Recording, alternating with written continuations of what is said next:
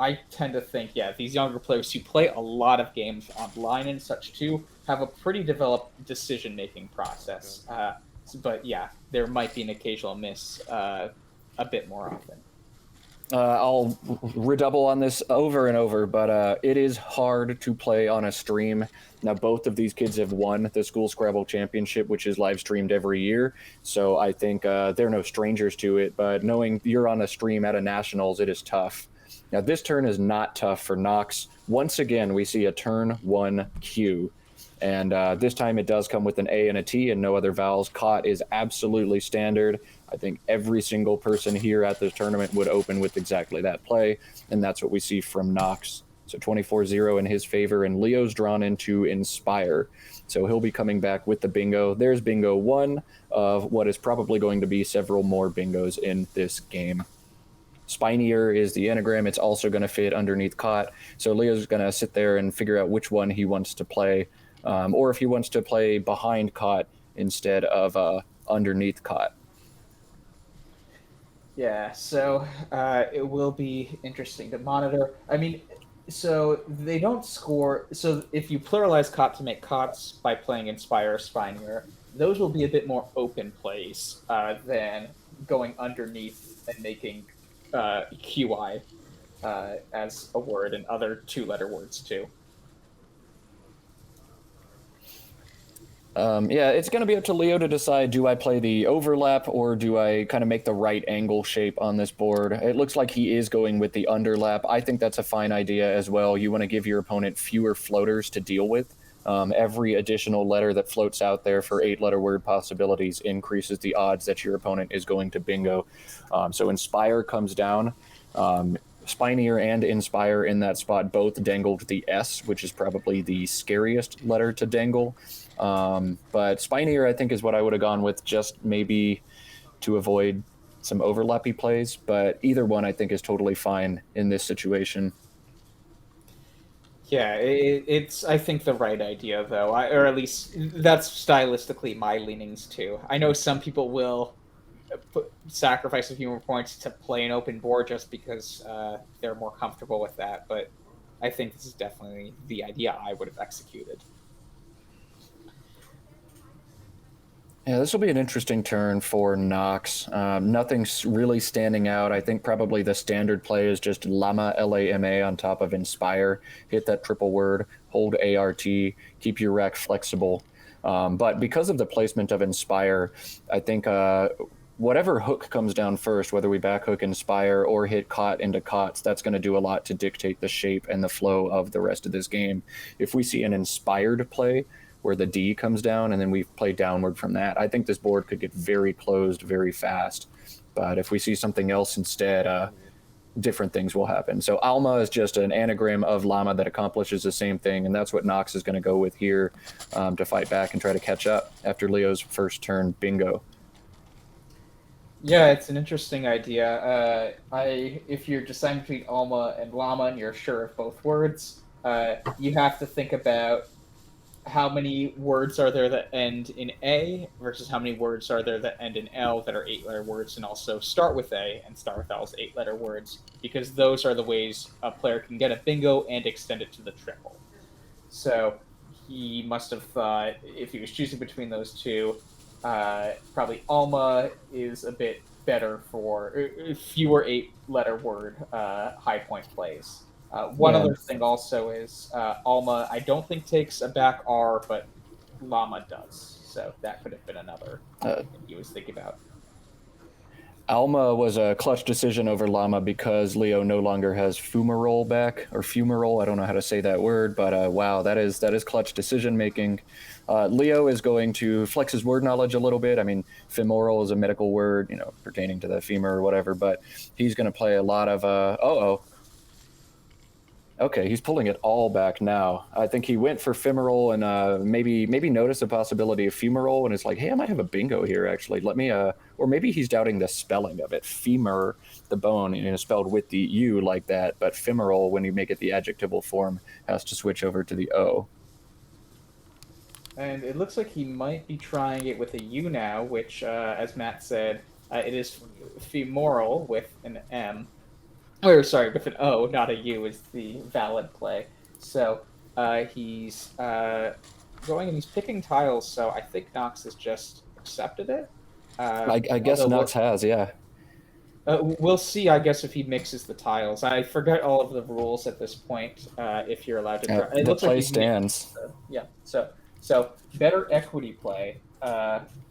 Keeping an O is definitely better than keeping a U. Obviously, it comes with a bit of risk of losing your turn, which is a much bigger downside if you know for sure that femoral isn't a valid word. But hey, it's a better play if it stays. I will say, in terms of stereotyping youth players, one of the stereotypes is being bookheads and fishing for bingos all day, and the other one is being willing to try anything. Kids have a reputation for playing a lot of non-words, a lot of phony plays, and we already saw one here on board one of Division Two. So that's a big play for Leo. Though it's always important to get rid of U's when you can, and he was able to get one. That's going to give him more flexibility on this next rack. Imagine if he had two U's instead of two O's with that garbage he's sitting on. He'd be in Yeah. an even rougher shape. Yeah, it's. I mean, he's already in a bit rough of shape. I guess we'll see what Knox does here. My guess is he's going to fish off the Y and the E in some way. There are a few spots to do that.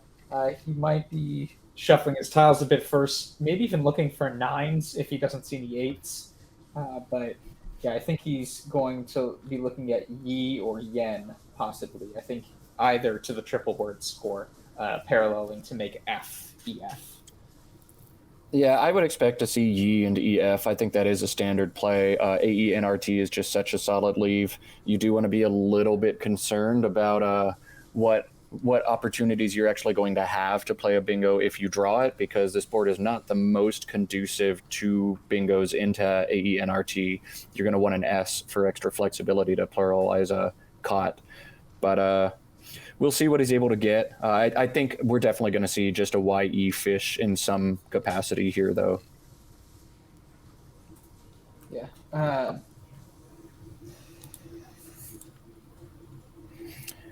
Yeah. And if you're Leo at this point, though, I mean, there aren't a lot of options with those clunky letters. It's fine. He does have a bit of a lead here, but it will be, I think, a tougher turn for Leo to figure out what his course of action should be after Knox takes out that triple word score. Yeah, so Knox is going to play YE. I think that's a fine play. It's what I would have done with this rack as well. And yeah, I wonder what Leo's going to do with this rack. There are some words there that have recently been taken out of the lexicon. I'm wondering if Leo knows that those words have been taken out of the lexicon or not. Looking at his cross tables page, I think this is his first tournament since 2019 before the expurgation of the word. So I'm curious to see if he tries to pull the trigger on one of those or not. I'm not seeing spots to play them either. Yeah, it's there isn't a lot available here. I mean, he might just play something like move, MOVE, starting with the M in femoral, and EOPU isn't the best leave, but with some consonants, you can definitely draw into good stuff, and it still scores 18. So I might be I hate that. My opponent has just fished two tiles, and I'm going to play MOVE, opening up a double line for my opponent to hit a bingo. I would never yeah, make that play. I'm more inclined to just exchange here than to do that. fair. I guess peeve might be a better option than PEEVE, keeping the disgusting OOU, but it does score even more. It scores 28, and it would also make yep. If I'm Leo here, I do not want to create additional bingo lines after a fish. If my opponent has the S and has a 7 to play with cots, or they can backhook Inspire with the D, R, or S, fine. Otherwise, I'm not giving it to you. You have to work for your own bingos. So that's going to be interesting. He's got Peeve set up, and I'm sure he's aggravating right now over the fact that he's creating two bingo lines, both on top of and underneath the E. But there are just no other good options because he's pulled such a terrible rack. So I do wonder what he's going to do here. This is a very challenging turn for Leo. Yeah, yeah. I mean, I actually like this idea. from my viewpoint, it's early in the game. I'm up by not that much that I can start sacrificing too many points by exchanging, for instance, in my view. And the lanes I'm creating really aren't high scoring lanes now. The move play, I get it. That one opens up a really high scoring double double lane. But the lanes that Leo created aren't that high scoring and would give him a triple word score opportunity to counterplay right after. So I'm fine with this peeve. I know it gives back some more bingos, but those bingos will be low scoring and they'll be bingos that I can have a good counterplay for. Yeah, I like the play of Peeve definitely over move. I think that was a good job by Leo. Nox is going to go with untraced here to bingo back, so Leo doesn't have to worry about the lines he created because Nox already had it, and Leo crucially is able to pick up the first blank of this game, so that's going to help him a lot with scoring opportunities. Yeah, I mean, he could get a Z play for a bunch. He could play Boozed, for instance, now that knocks by burning the blank. That would be 75 points. It'd be interesting if he does that. Yeah, it's always tough to play a blank in a non-bingo, but when your bingo score or when your non-bingo scores what a bingo does, then it's not so bad. So yeah, boozed is a great option here. Or if he doesn't notice that one, there's still a doze or other options, but options for him to score 69, 72, even 75 with that blank. Is he going to do that, or is he going to go with something like Uzo for 29 points on top of untraced? They're both good options, and we'll see if he gets aggressive and tries to score now, or gets aggressive in a different way and tries to bingo next turn on top of scoring 30 now. Yeah, I wouldn't even be shocked if Azo comes down off of the A in Untraced. It's a very natural play if you aren't comfortable with burning a blank. LOUD blank has some synergy. I think if you're looking to get rid of the Z and not the blank, your eyes gravitate to that spot as well. So I think, yeah, burning the blank with something like Boost or a Doze, playing Uzo or playing Azo, I think all of those could be options here. Oh my goodness, Nox has picked up Jinxer in that same huge spot through the E. I don't think it's going to stay available. I think either Uzo or Boozed is going to, or Alzo or Boozed is going to come down, but we'll see. If Leo for some reason plays elsewhere, that is going to be huge for Nox. He's got Yeah, Jinxer set up, and this is a school Scrabble game. Even if it's not good, it's coming down on this board. I guarantee you that. He's still got the X to give him some flexibility on top of that. But yeah, Morris, I'm going to put you on the spot. Choose right now for me, Boozed or Uzo. Which one would you pick?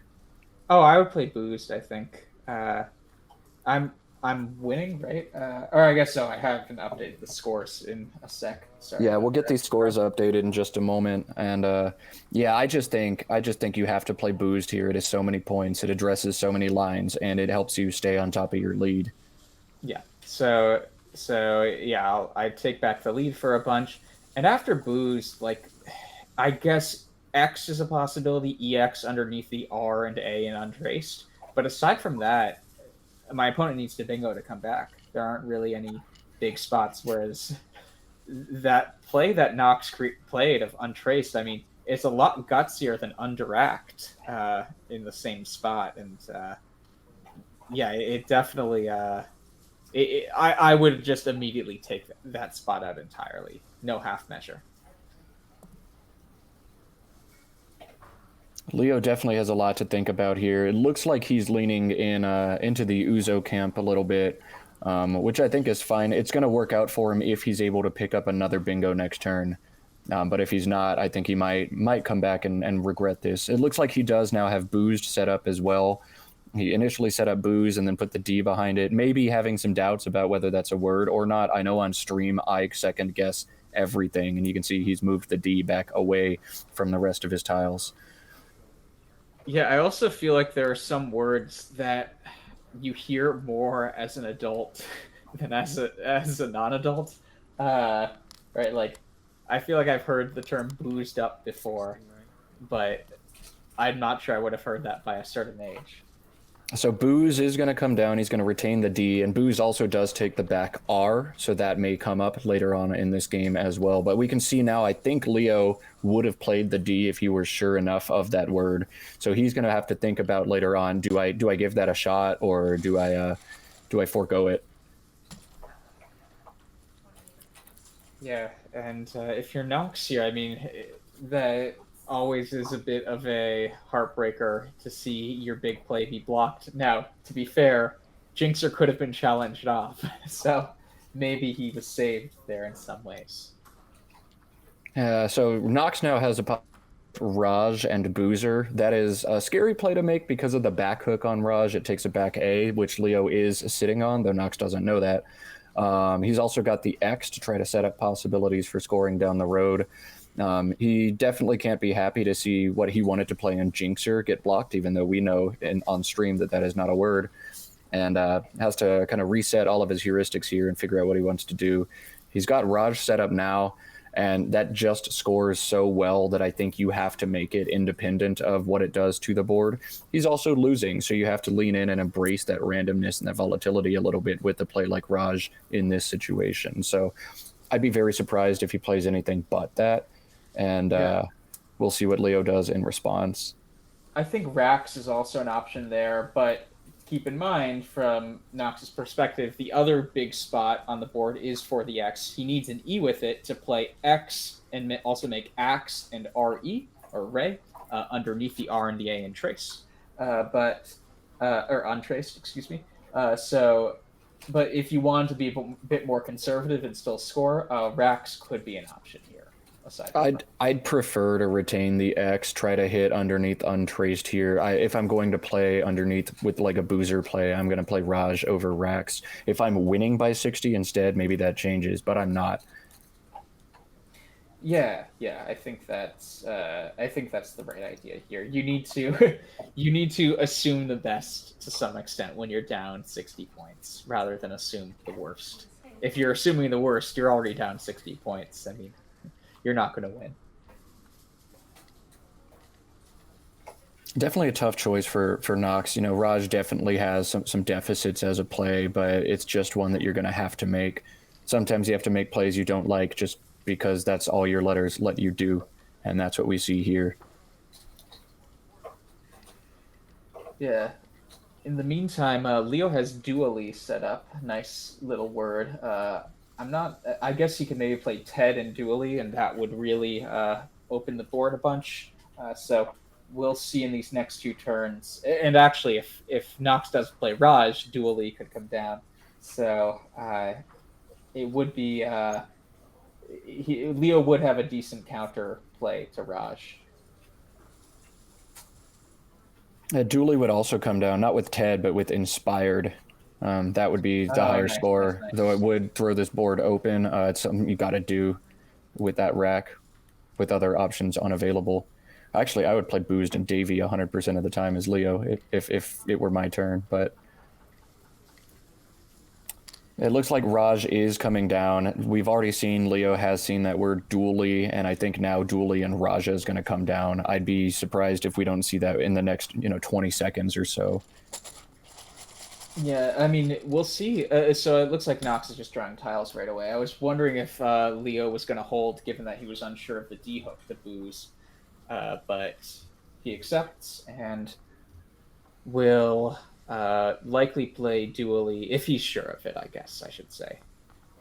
Yeah, he may consider other options. There's a nice five Yald Yauld, but I'm always team closed board, and I'd like to see either one of those plays just because it knocks out the inspired hooks and makes it really difficult to get anywhere below what's already on this board. The bottom six rows are going to be nearly unavailable unless you go out of your way to open them after either of those plays.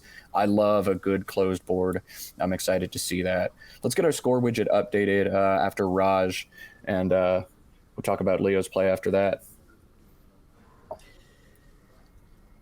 Yeah. So otherwise, I mean, Ulva is another option. ULVA that would keep a pretty synergistic DLY, and the D is pretty valuable on this board for scoring with the inspired hook.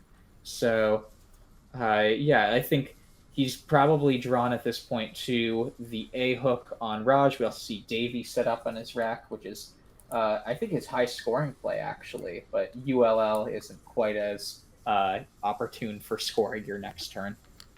But it looks like he's going to play Davy. It's a great idea, though, still. It actually might be the most defensive of all the ones we talked about, just because it sticks the V after Raja. So it limits what can be paralleled. I would have pounced on any opportunity, even with a slim lead like this, to try to address the Inspire hook. Now it's going to sit there, and that line with TE is also going to sit there, waiting for whoever draws the next bingo. And if I'm Leo, I'm holding ULL. Odds are it's not going to be me. So I would have played that differently, but I totally understand the rationale. And I definitely know on stream, too, you start questioning words that you would otherwise have the confidence to play. So I think a little bit of a bunch of different variables coming into factor in that play and that decision. Yeah, and I guess one tile to monitor is the H. Raja can take it back H, and so that could be on a board that is starting to be limited in terms of high scoring spots for hefty consonants like the H's and W's and things like that. The H is already one of the better ones of those, but especially having that bailout spot to make a short 3-letter word ending in H could be a good play at some point down the road. I think Knox needs to keep sitting on this X as long as possible, trying to pick up a K so he can spell his own name. Yeah, that should be a rule, right? If I mean, Morris is a valid word in Scrabble, and in Collins, actually, Morris is even a word as a verb. So you could be Morris at some point in the future if you're playing Collins. But I think for cool enough names like Knox, they should just be valid in games you play if that's your actual name. Yeah, totally agree. You should get to play your name in Scrabble no matter what it is, and I will name my firstborn child QA in order for them to be the top Scrabble player ever. That word would give so much flexibility. I see in the chat one fun option for Knox is POUF down from the P. That sets up XI. It opens the board a lot and scores very little. It's a tough play to make, but it is an interesting thought. Knox electing instead to just unload this X. He unfortunately wasn't able to pick up an E to hit the big spot, and I think he's done waiting. He wants more flexibility out of his rack. So Ox is going to come down for 27 and pull him within 23 points of Leo, who is sitting on what is not a very fun rack to be dealing with right now. Yeah, I think Fui was an even cooler version of that, just because it scored a few more and already set up something that he would have been able to hit.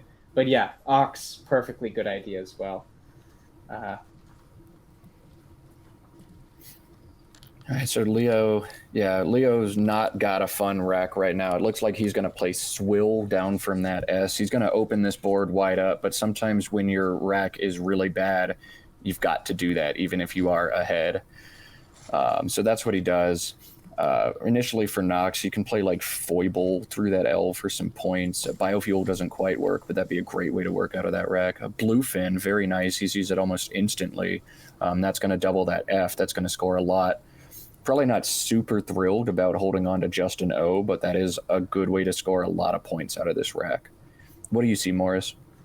Yeah, I think Bluefin is the top play here. It accomplishes basically everything you want from this rack. It scores, right? It doesn't keep a terrible lead, which you definitely could run into if you keep certain combinations on this rack. And it doesn't give Leo a whole lot back, especially a play like Swill. I mean, yes, the board is a bit exhausted, but it probably suggests that he is kind of has to slow his way through some clunky combinations right now. So I love this idea of Bluefin he has set up. I'm wondering if he's even considering anything else really at this point, or just making sure that he's 100% on it. Yeah, I mean, there's also the idea maybe I can just play like FOU off somewhere and keep slightly more bingo-prone stuff. Maybe he's considering that, but Bluefin scores so well, you've got to do it. And there it goes.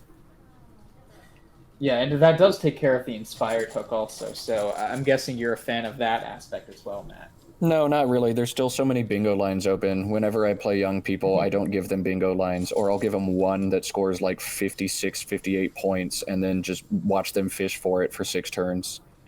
Um, Again, I'm stereotyping all youth players into one. Knox is really burst onto the scene and probably does more than just fishing for bingos. Both of these guys have been playing a really solid game of Scrabble thus far, so maybe I should stereotype less. But that's how I tend to play youth players. Yeah. Leo is pushed his tiles a little bit off our screen, huh? Oh no, there we go. No, it's there. Just taking a lot of space, really taking advantage of that long rack and flexing on it. Yeah, so he's going to make a hefty play of Winch for 29. Definitely a good idea. I think Winch or Flub are both reasonable options there, and he actually saved Flub for next turn if he wants to play it and Knox doesn't go there. Oh man, there is an 8. It doesn't play on this board, but if anybody sees the 8 that Knox could have with the right floaters, that's super cool. Someone in chat's gonna get it pretty soon. There it is, Vigoroso. Again, doesn't play here, but that's super cool. Knox unfortunately can't play Vigoroso and instead has a G and 3 O's, so we're probably going to see Goo or some variant on Goo come down here just to try to remove some of that. Yeah, well, after those last two plays of Bluefin and Winch, the board is starting to become more constricted for bingos. So Knox has to be very intentional about what he gets rid of and how it impacts the shape of the board. It definitely could be the case where even though he has the blank and he feels like that's a nice cushion to have, if there aren't just the bingo lines available for the tiles left in the game, it won't help him much. So he needs to be, I think, very conscious of what his play is going to do to the board in his next few turns. Yeah, I imagine we're going to end up seeing GOO and DO next to Davy here just to open up some lines as Knox sits on the second and final blank in this game. He wants to create those lines. He wants to make sure he gets this bingo down. Otherwise, he's going to be stuck fishing to try to hit from the B and Boozer or from the A and Alma, and those are not the most conducive lines. So I bet we're going to see him open something here, unless he's very confident in his ability to try to catch up without a bingo on a closed board. Yeah, and so I see a question in the chat. Do schools in the US, Canada commonly have Scrabble clubs? They're rare in the UK. I think it depends on the region. I know the DC area, for instance, has a lot of Scrabble clubs around there. So it really depends, I think, to some extent. And I know Cornelia Guest in Connecticut has done a lot of school Scrabble stuff too.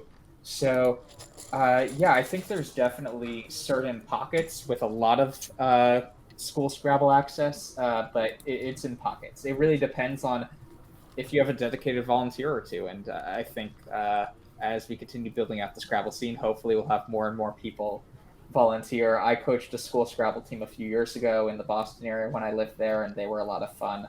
I often find that kids are some of the most refreshing people to play Scrabble with because they're just so wide-eyed about it and always want to learn more. Yeah, it's so regional, and really it depends on if your region has one of the champions of school Scrabble. We have some incredible people in the Scrabble scene who have generated just player after player after player. I know I can attribute most of my Scrabble career to Mary Rhodes, who ran youth Scrabble tournaments in the Texas area. But they've kind of petered out here. I know Cornelia Guest, Stefan Fatsis, John Chu in the Toronto club do a great job advocating for school Scrabble in Toronto, in like the Philly area and in DC. And I think there's more of a movement out on the West Coast as well now, trying to get some clubs involved. But definitely something I'd like to see more of is youth Scrabble, and definitely something that it takes a village to build, but the rewards are so incredible. And I mean that's what this matchup is featuring right now. Yeah, So it's we missed a little bit of action going on that aside. Leo makes a nice high scoring play of Phoebe on a closed board and has drawn into the bingo of Tall You Eyed, which is very nice, and it fits alongside Knox's play of Goo. Knox can't be thrilled about what just happened. He played Goo, he made the line, he's trying to bingo, and instead he drew more garbage, GIIOU together. Come on, man. And Leo instead may be bingoing in his spot, depending on how Knox plays this turn. I'd be shocked if we see Knox close a bingo line in a game that he's losing by about 100 as he sits on a blank. So I bet we're going to see Leo get to hit Tall You Wide. Yeah, it will be interesting to see things develop. I mean, one option you could be considering is Houri, Houri, off the H in Winch. That will create an S lane to the triple. Now, the thing that Knox might have to think about is even though he has the last blank himself, there are three S's unseen. And so he might be considering if I do something like that, is my opponent likely to have an S at this point? I mean, probabilistically, it's fairly likely. We know from seeing Leo's tiles that he doesn't have an S. But with three S's unseen, playing Huri or Curio similarly, uh, seem like the natural place to get rid of a lot of the Drek, but might be risky. Did TWL pick up DOO? I don't know any of the new words. I don't I don't know that either. If it did, then Guiro goes well on the top. But man, I truly do not know. I'm quite rusty since I went back to school. Yeah, GOO is not good so in TWL. Thank you, chat. So Guiro is not going to be a good option for up there. I really like this idea of Uri, Houri. I know you don't have the S. You do have a blank, and you have to like lean in at this point. I think because your win percentage is rather low, you need to get lucky to win. And I would take that shot. yeah, and someone in the chat points out that you could also play Guiro making dog for a bit fewer points, but that could be an option as well. That would still not block Toluide, actually. You can make two off the O in Guiro, and it would perfectly fit, but definitely an idea as well. I think I might opt for the riskier Curia or Hori if I were to get rid of those tiles here, just because I'm down by over 50 points at this point from Nox's perspective. I need to make sure I don't exhaust the board so that I can't come back. It's a tough turn for Knox, and I mean he even with this Drek, he's still very close to a bingo. He nearly drew auto gyro down from the AUTOGIRO, which would have been a nice play for him, but just one tile off on that. Man, he is not in good shape with this rack.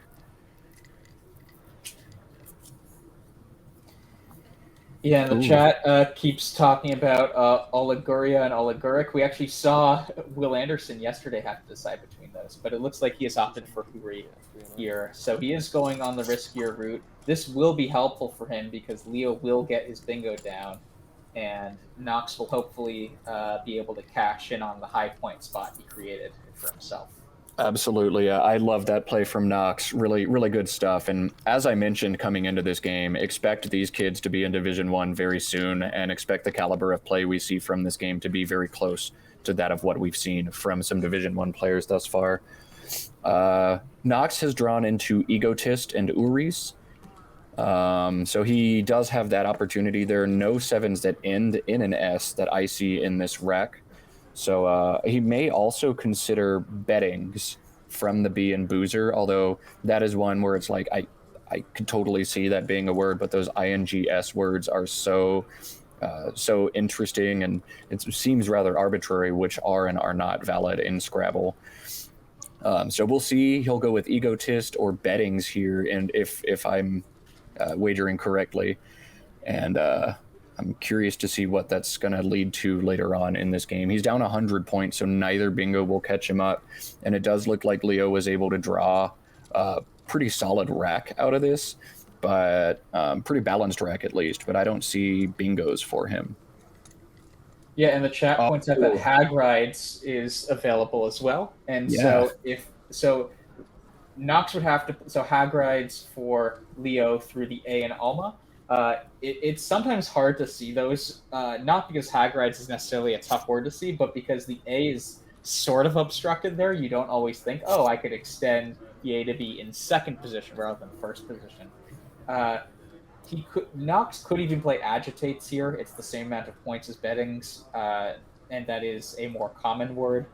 If he isn't sure of beddings or and doesn't see egotist right away. So yeah, these two turns are going to determine a lot in this game. I mean, we'll see, I guess. There are 16 tiles in the bag right now. Nox is going to need a bingo and probably a second at this point to catch up, or a really bad rag from Leo. I think beddings is the play he has to make. He needs to string that S out, create another bingo line, and hope he's able to get lucky and make something happen at the end of this game. Can we get our unseen pool displayed? I think we've got the features to do that now.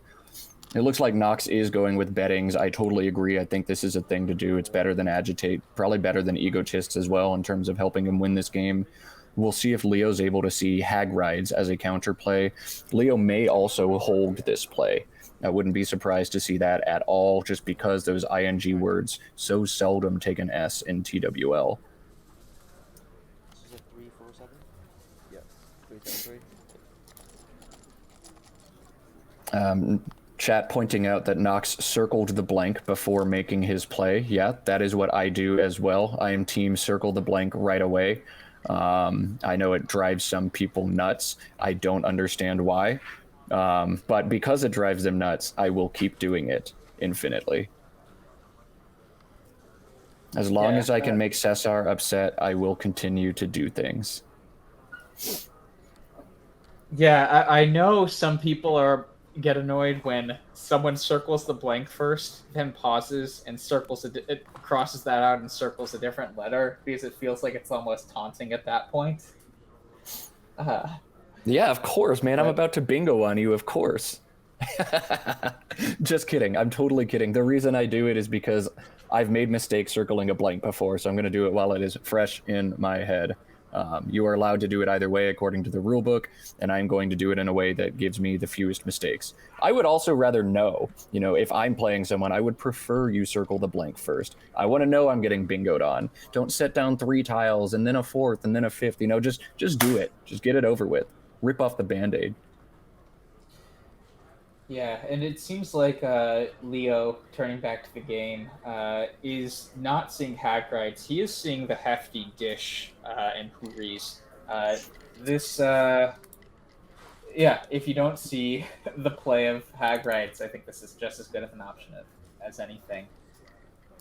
I mean, it will empty the bag, so he's maybe making sure there aren't any crazy bingos that Nox can hit, but I think this should seal up the win for him. Yeah, you just have to address the Uri's hook here and make sure there's nothing down from that A or that S. It is tough to make sure all of that's happening. So perhaps Leo is sitting here thinking about making a more conservative play, just to address both of those lines at once. Something like HIS might even do it. Next to tall UI, just knock out the S, knock out the Uri spot, and make sure I don't get bingoed on. I've got enough of a lead that I'm going to win no matter what. Yeah, and the chat's pointing out Gersh and Swills as well scores a nice amount. That should be over 40 points. He's got many options here, but this game is Leo's to lose, and really I think as long as he makes a valid play, he should be okay. Now, as I've mentioned before, sometimes making a valid play in this situation is tough, as I failed to do it in the final game of a Nationals, and it cost me money. Yeah, I'm just now thinking, so if he plays off the S, Nox could set up a nice S lane by playing next to the U of Toluide 1 tile, and it might be tough for Leo to block, especially if he plays the IS, right? If Nox plays his N off and make Un, Leo can't play Uns or Uni to block it. It's going to be too little too late, though, in this game. He's going to play UG, which I think is just a more conservative, hey, let's be extra, extra safe. It'll cost me a little spread, sure, but I don't care. I'm going to make the play that wins this game 100% of the time, and there's nothing wrong with doing that. Well, he Especially put you on the when bingos. oh yeah, he did. Yeah. So winner, winner, chicken dinner. Curious to see if he's going to end up trying to play Nardines. I don't think so. Nardine is a 7 Nardine, but it does not take an S. It's an adjective. So maybe that gets tried. But I think in this situation with this score, once we're able to get it updated, you can't afford to miss a turn. Just keep scoring points.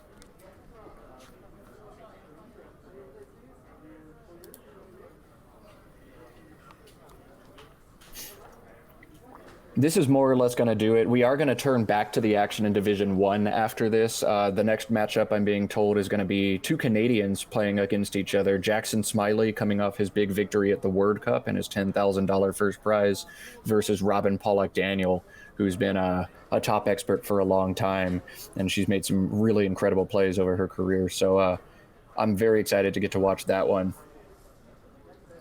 Yeah, it will be good.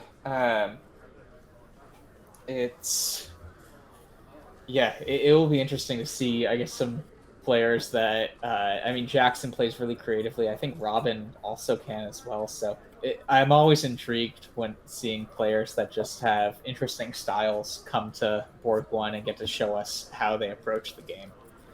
And I've played Jackson numerous times, and yeah, he is really come on as a Scrabble player over the last few years. He's one of the very best out there. So it'll be fun to watch. Y'all are in for a treat as we go into round 9. Or round 10, I apologize. Yeah. And so Knox is probably looking at a few things right now.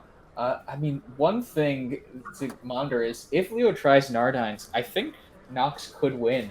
Yes, If that he is correct. challenges it off. So Leo needs to make a valid play, but sometimes if you think you have a bingo and you forget that's invalid, you'll play the bingo, and that will actually lose the game. So, yeah, there is an outside chance Knox could still win, but it isn't in a way where he can earn the win. It's where Leo would forego the win, essentially. And so that's never a fun way to end a game, I guess. Yeah, we'll see. This might actually be more intense than we thought. If Knox is able to set up an out in 2, he's going to hit a ton of points with Skag. If Leo does try Nardines, however you say that word, this could be very interesting. Knox has set up tonal for the out as well, so Knox, I think, is actually going to win this game if Leo loses this turn.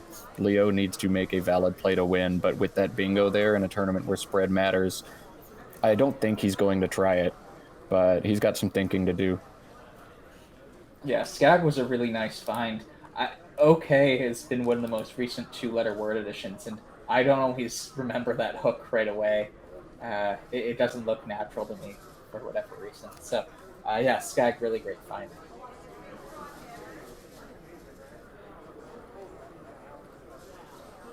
Leo is, I think, counting, tracking. He's probably doing the math in his head right now to figure out, hey, I just need to make some plays and win this game. It looks close, but I've got the stuff. But he's got to definitely take some time, think about what Knox has still available. There is the tonal play to the L and Swill. But something like Rhines and Swills should be just fine for him to win, or really almost anything should be fine for him to win this game. He's got EDS and Bluefins. He's got tons of different options, but he can't lose the turn. He can't take the bait on the bingo here. Yeah, so it looks like he has Send set up. I'm guessing that's going underneath Huri's, making us RE and IN as well. They'll score 25. I think that should be enough to outrun any outplay that Knox has. A super interesting game here. I think one of the pivotal turns was the femoral that Leo was originally going to set down, that he was able to pick up and switch to femoral. That gave him the flexibility 2 turns later to hit booze on the triple word for a boatload of points. And if he hadn't made that, if he had kept the U instead of the O, I don't think any of that happened. He would have had a junk rack instead. So big moment in this game where Leo was able to shed a U instead of an O with the phony play, and it's going to make a world of difference.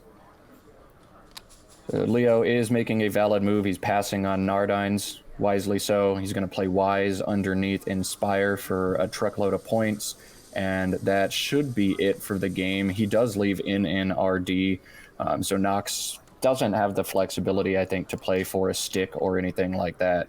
I think he's just going to go out and narrowly lose this game. Yeah, so the top play is Nota for 17 points above Ox, making Toe and Axe as well. But I wonder if... Okay, he's just going to play that. I was wondering if he's going to try and complicate things a bit. He does have under a minute, so I think that's the move you just naturally make, even though you know it's not going to be quite enough. So it will be an 8-point loss for Nox, 8-point win for Leo, but very well played game, and as we said, we'll take you back to Division 1 after this round. But as a reminder, these are two younger players. They're now in high school. They went through the school Scrabble tournament. If you are a younger person, or if you're a parent and you think your kids could want to get involved in Scrabble, definitely check out our relevant links. I will throw that in the chat as well. Shameless plug, I came through the school Scrabble program and it was one of the coolest experiences. Super duper recommend if you're the right mix of nerdy, smart, and have some free time, like many high school students do, middle school students as well. Super fun program. So we will take a short break in the meantime, but we will be back soon.